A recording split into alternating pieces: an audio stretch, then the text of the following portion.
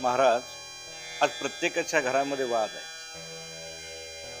बांधावरून वाद आहे, भांड्यावरून वाद आहे, घराच्या भिंतीवरून वाद आहे,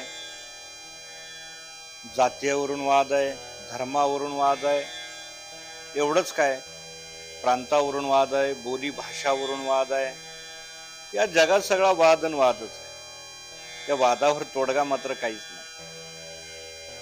तोडगा त्यांना सापडला ज्यांनी संतांचं ऐकलं, संतांचे विचार कुठेतरी आपल्या आचरणात आणले. वाद कुठे ना कुठे समूळ नष्टता कुठे आहे, ही संतांची भाषा ज्यांना कळाली त्यांच्याकडे.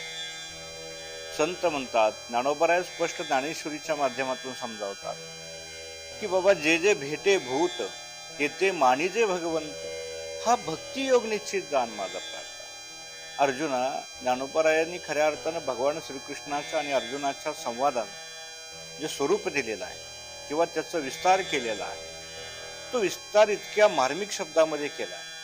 ज्ञानोबराय सहज भाषेमध्ये सांगतात की जे जे भेटे भूत ते मानिजे भगवंत, हा भक्ती योग निश्चित जाण माझा प्रार्थ.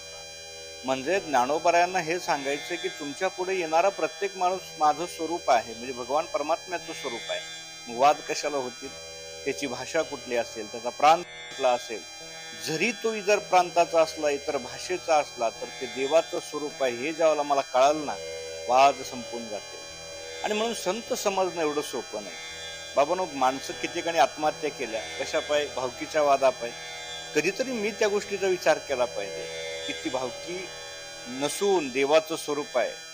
कधीतरी आम्ही त्यांच्या पायावरती लोटांगण घ्यावं, बघा वाद मिटून जातील.